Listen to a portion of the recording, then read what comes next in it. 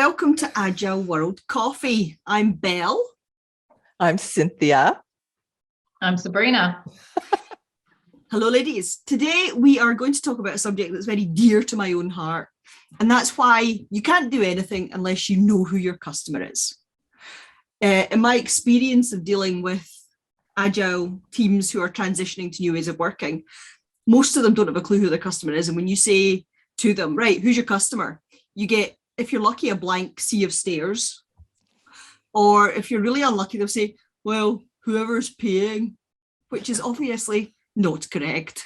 Or they will assume that customer is somebody paying for a product. And they will go, well, we don't work with our customers, so we don't have any customers. Yeah. Or the stakeholder. Insert name of boss here. Does that mean like they're vampires? Stakeholder is such a weird word to me. Like, what does that mean? They're vampire slayers. If you've got stakes, they're vampire slayers, clearly. So Buffy the stakeholder. Come on, what's that? Buffy the stakeholder. Buffy the stakeholder. You will do what I tell you or you will die. I had to add that in. If there was more room in here, I would do like flick flacks across the screen demonstrating my stakeholder prowess, but sadly, there's no room.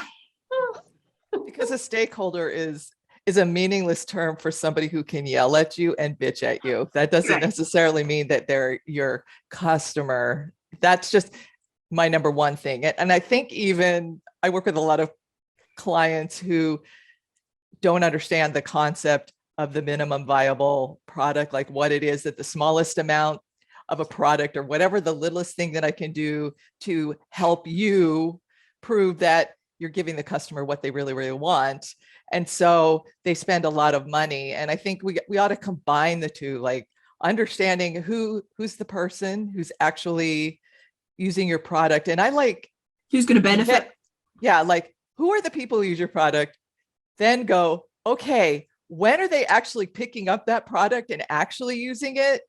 Because that's really important, because then do you actually know like how you can give them the most awesome customer experience. So it's not about, I say to people, don't fall in love with technology, fall in love with your customer, because a lot of times the simplest thing that you can give them is the thing that will give them the best customer experience. So I think we've lost a lot with giving people cool looking, technological, beautiful screens and imagery. Like, do you remember the time when websites had to be everything above the fold? And now you're scrolling down and trying to figure out, what does this company do?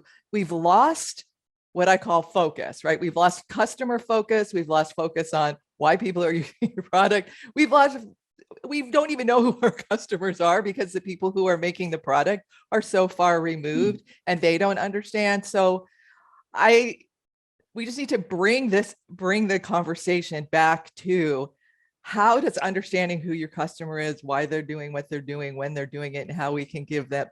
I mean, so what, where, when, why, how, all of that is how you need to start, because the Agile mindset focuses on giving an awesome customer experience. I know we say value, hard to define value, but are they using the product, not using the product? What do they like about it, don't like about it? Those things you can measure a lot easier than value, right? What do you think of how much money must be going down the toilet? I know. They're churning out so many things. Don't get me wrong, there's a lot of great products, as an example, that are coming from a lot of businesses. But actually, if those businesses or even people are not understanding their customers, the money that they're spending developing or building or doing these things, do not understand who their customer is, what are they doing? There's probably 80% of it could just go straight. Go on, Cynthia, where would you put it?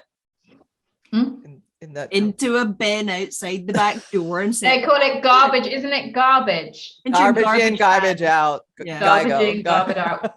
Whack it in the bin. Let's all take a moment to pause and reflect on the horror that was Microsoft Clippy. No, I'm not doing it. No, I didn't realize. Utterly pointless. I Nobody love wanted Clippy. it. Money was spent developing it. A Help, clear understanding of who your customer was would have Help me. prevented that waste. I voted for Clippy to come back. You're I love wrong. that little dude. He made my Very day wrong. on the darkest days. Little No. Clippy would pop up. He was like going, "Hey Sabrina, I'm here to cheat." No, don't. Now I'm they're not going to have having to a minute Google. silence. Now half the people are going to have to Google who Clippy is. Well, it's right? an educational show. So You're learning. Go out and find You're learning out. what bad development and not understanding your customer manifests as. Clippy. Clippy. So those who are listening and watching who were born, what was it, after 2000? Please Google Microsoft Clippy. It was And then in something that brackets, how to get rid of it. who brought joy to my life. Feel free to message me if you agree. Brought many hours of joy Team to my Bell. life. Team Bell, just say no to Clippy. Team Bell. To bring it back, let's bring us back around into the fold of the customer. I think it was Sabrina who mentioned about 80% of products are not used. That's the Pareto 80-20 rule, like 20% of your customers bring you 80% of your revenue. Well, also, I think with the apps as they are today, I don't even think we use 10. If we use 10% of the application, which means that somebody spent an awful lot of money to create a lot of product. And I'm sure they measured it as product value that people don't even use. So if a tree falls in a forest, does it add value if you don't cut it up and use it as wood? I don't think so. So like if you have something that you calculated having value and you don't use it, then it has no value. And I think, imagine if businesses could just do 20% and give us the 20% that we really, really want, and how much happier we'd be and how much more profitable they would be. And that's the whole point really of minimum viable. Like for instance, I think somebody wants to use an app that will help them cook better meals for their family. I don't want to buy pre-packaged stuff that I just cook. It's like, I want to take something in my house and make something better. Does somebody want that? Well, you're not building a huge application. Well, if I had a pantry and all the ingredients I had, and if I had, the 2 million recipes and all this, it's really like, I have chicken, broccoli, and onions. What can I make tonight for dinner? That's like a minimum viable, right? I have a customer who has spent a lot of money and never released even that. Like they have this huge integrated application, and now they see what it is after, we had the training and they talk about it. But imagine if they only had to do that one thing and release it out. Instead of 9 months, they haven't released anything and spent a lot of their life savings, So you're talking, it's not just big companies that they're spending other people's money, the investors' money. You're talking about people who own companies that they're spending their own money and not understanding who the customer is, what they want, and not giving them something and then measuring that back. Yeah. And it's like, if you understand your customer and you understand intimately their journey and touch points with your product, that doesn't happen. Also, it will stop it stops saturation, because we're also in a world where there is multiple of the same things out there. Like you mentioned as an example, Cynthia, applications. And you mentioned about an app about cooking, right? It's now saturated with so many that when you just want to find an app that will say, you can just put a list of, this is what I've got, what can I make out of it? There's so many of them out there. It's like, well, how do I know which one's the best one? So it causes saturation as well. There's a lot of companies that want to do something new, or a lot of people want to do something new. But if you understand what's out there at the moment and then what's missing by speaking to your customers, ringing it right round, you then could produce something that's probably not already out there that will be the next big thing. Because that's the thing at the moment, is be the next big thing. It's your secret sauce, right? Your secret. Sorry, Bel. I was just going to say that's your secret sauce. If there's something out there already, what is it that's going to make your product differentiated from all the rest and make somebody want to download and use it every day as their like go-to app, then you have to prove that one point, right? Because once you prove that one point, that's enough to make people switch. You don't have to reinvent the entire wheel. You just have to prove the point. Yeah. Bel, to you, I just wanted to it's agree. fine. I was going to say exactly that. I mean, I have a fitness app that I use, and it's not my favorite fitness app, but it is the fitness app I use because it synchronizes with my trainer's app, and the other one doesn't. And I would much rather use this app, which doesn't have the functionality that I need, because I prefer it. It's a nicer interface. It does more of what I want. But because it doesn't talk to my trainer's app, where I'd have to put in double entry for diet, double entry for exercise, double entry for everything I do, I don't use it. And it's the better app. And because they don't understand me and my journey. I'm going to fire one off for her. So I'm going to just say one word here. And then Bel, I'm expecting you to jump in and take over. Right. You ready? You ready? Right. I hope viewers that can actually see this is going to get exciting here. Value. Go for it, Bel. Go for it, Bel. Why is it important to understand value? Because if you don't understand what's valuable to your customer, because you don't understand your customer, how can you ever hope to satisfy anyone apart from your own vanity? Here, I've got a thing. I'll make this thing because this is a great thing. This is my great idea, and I demand money to make my great idea. Great. Who's going to use it? I don't care. Not my problem. So if you don't understand what's valuable to your customer by understanding your customer, you'll never give value to anyone. Maybe yourself, but that's an expensive habit. So, Sounds like my art studio. you show value. I see your eye. It's beautiful. Okay, so here we are. We're having a bit of a moan. We've had a good moan, and you'll learn from this show. We do always like to have a bit of a moan. There's nothing wrong with it, but how can we help everyone listening and watching? Right? What can they do to start understanding their customer better? This is where we their customer. Identify who their customer is. Well, what do we recommend? What would we recommend? Any techniques or anything that we'd recommend that they could do? Well, if you know who your customer is, go out and talk to them. If you don't know who your customer is and you've got an idea, as Cynthia says, make the tiniest possible version of your idea, release it into the wild and see who bites, and then take it from there. And I think the one thing that I do that most people don't do, not coaches so much, but like when you go into companies and they say, oh, we know our customer. It's like, as I said, make a little table or make a mural board or whatever it is that you want to do, and list out what we used to call, in use case terminology, the actors, or in marketing, the personas. Like, who are the people? And I'm not talking writing 17 paragraphs. I'm like, moms who are busy. It's a good persona. Someone who doesn't know how to cook, is a good persona, right? Then when are they going to use the app? Okay, they're going to use it most of the time when they just got home from work or finished work and they need to make something and they're tired and they don't want to think, whatever. That's the event modeling. What is the experience that you think that they need to get them so that they can actually figure out what they're going to make for dinner in the least amount of time, which also is giving them value because it's de-stressing their life, simplifying their life. That's a value. And then, dang it, just give it to them and see if they like, and then ask their opinion about it. Because most people do not understand, like, for instance, if you have a phone app and I know you can't see it, it's like, when am I picking up this phone and logging in? When I do training, I use a mobile banking app.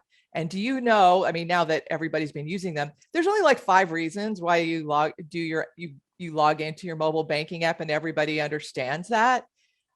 Well, you need to get to that, like, oh, I'm in line at the bank. I need to check my balance. I got the plumber. I need to pay my bill. I have a check just came in and I am not driving all the way down to the bank. I need to deposit a check. So those are the events that make you pick up that phone and log in.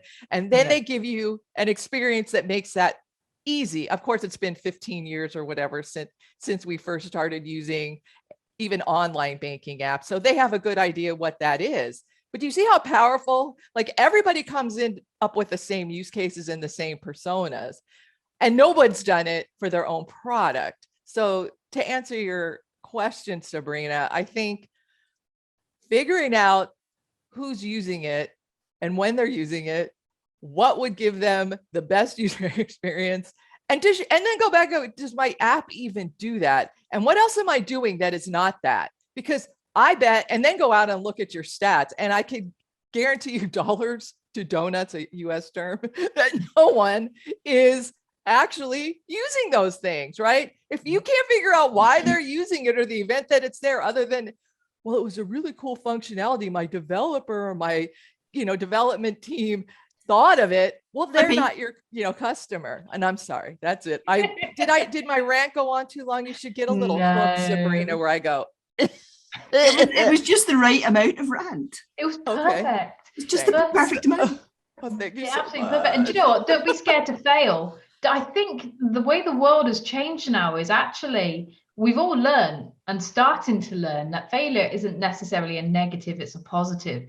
And customers aren't necessarily that bad if you are constantly, giving them what they want. They're quite reasonable if maybe occasionally you get it quite wrong, or occasionally it's just not quite right, because of the way things that work so fast. But there's multiple different templates out there that you can use if you want a templated form. Obviously, you've got the likes of Muriel and Miro that create templates, but there's also, got to drop this in, Roman Pichler. Got to drop him in. Say it again, because I've never heard of it, and not everybody probably has. Roman what? Okay.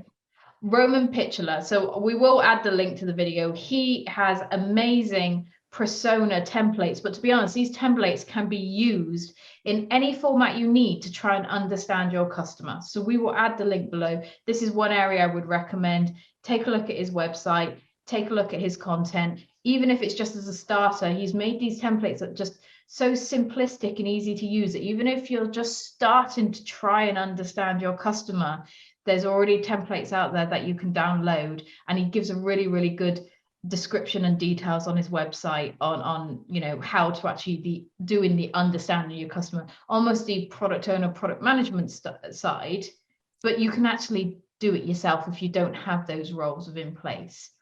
But understanding your customer is just so important. I had to drop that in. I'm a massive fangirl. I will be tagging him in this as well, because I am a fangirl. He knows it. I've told him.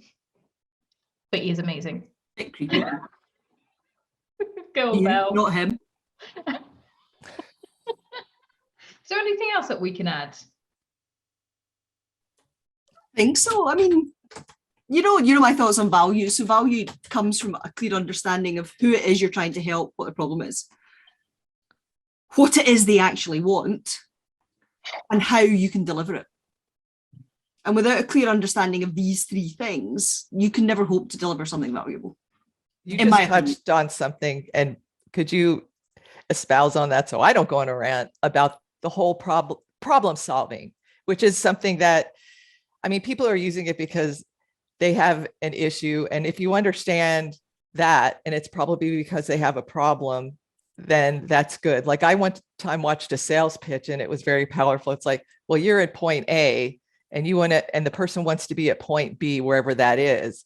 And you need to prove that you can take them there, right, successfully. And so maybe Bel, if you can talk a little bit more about problem solving, because I think just because it's cool, it doesn't mean it's a problem, doesn't mean I'm going to download it or put it on my phone or buy it. Yeah. So could you espouse a little more about that? I would say just a little bit, because I think this is something we could circle back to and delve into in a lot more depth. Oh, another topic. Another topic. There is a saying that says, for a man whose only tool is a hammer, every problem is a nail. So without a very keen understanding of A, is there a problem? B, what are the different ways I could offer to solve this problem? C, what, if it's technology, is possible in terms of solutions to the problem? Without a keen understanding of your customer and the problem you are trying to solve. They might not even have a problem. They might not be aware they had a problem. Deodorant didn't exist until the 1950s because just smelling like you've been out working all day wasn't a problem. And then somebody invented deodorant and created the problem it had to solve. That's a Wow. fact. That's a fact. Look it up. That is an actual fact. So sometimes we invent problems because we've got a nice solution for a thing. Is it something that anybody will ever use? Not necessarily. Sometimes we invent a thing that people actually think, geez, yeah, that's a massive problem for me, like your app, Cynthia, where I've got a fridge full of bits, but God help me if I can be bothered to try and figure out what I want to make out of those bits. If somebody said, here, I've got chicken, broccoli, and onions, here's 4 recipes you could try, give it a whirl, I'd be like all over that. So it's sometimes you're solving a problem the customer doesn't know they have. Sometimes it's a vanity solution to a problem that you're inventing. And sometimes, if you're really lucky, you will stumble upon a problem that your customer actually has. And if you're clever and you talk to them and you try little bits that you iterate out from, you might just come up with the secret sauce that makes you a fortune. And if there's anyone out there who actually does have an app where we can literally just put what food we have and you tell us what to make, please contact us, because I think that's something we all would actually love. And maybe we've just given someone an idea and this is a multi-million-pound idea and we'll take 10%. You heard it here first. Yeah. Oh, no. Well, I already talked to them. This is the customer. This is one of my clients that I'm trying to get them to rethink what they were doing. Well, when they've done it. But if you want to do it, I don't know. Beat them to it. There's always more than one. So you also touched on an interesting thing, Bel, that I'm going to take to the next thing before we get in trouble. No, it's good. Because what you're talking about is exactly the way you should define it, right? So then you've defined a product, but it also gives you the clue on how to market and communicate the value, the big V word, right? The value and the benefits, and how this product solves like everything that you are worried about or wondering about.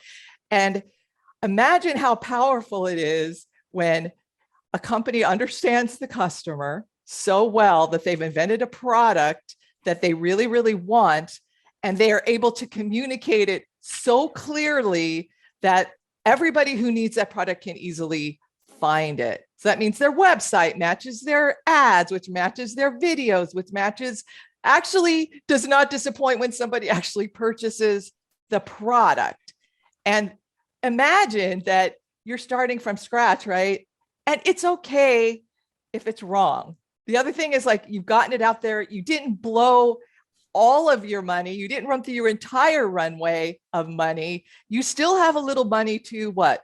Focus, accomplish. Oh yeah. And then reflect, ask them, and then maybe pivot just a little bit. And that's, as Sabrina knows, that's the whole agile mindset. And that's the other thing that you need to know, is that if it's wrong, it is not a problem. It's probably not all wrong. It might just be one little thing, but listen, right? Listen and learn, and then pivot. The other thing is pivot, because the time change, people change. And that's one of the things, like all the comics where you're running down a train and we just will not get off that track no matter what, because management is being measured by what's at the end of this track, but it may be on another track that they have to actually arrive at, right? There is a saying for that. And I'm sure everyone in the US will know this. It's called a Susan Boyle moment. I dream a dream. If you don't know it, Google Susan Boyle, I dream a dream. Because that is that moment. Yes, there are quite a few businesses that I kind of got it. We shouldn't really be saying their names, but I'm sure we've kind of flashed one up previously, accidentally, that have kind of got it. They are listening to their customers. They are understanding what their customer base is. They are understanding the market, but it'll be good if a lot more places and people are doing it. And especially if you're a small company and you're spending your life savings on your big idea, maybe release something small first. Don't blow. It's like I'm all in. Well, that strategy, even in the movies, doesn't work all the time. So being all in and putting all your money on the table at the very end and hoping that you're going to win big is why there's a lot of people in the poorhouse. Yes. Right. So Well, we're just trying to help. On that note, I think we've actually now created multiple ideas for our next recordings. But on that note, hope you enjoyed it.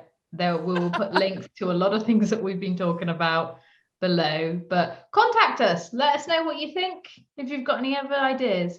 Other than that, thank you very much. Bye. Bye. Bye.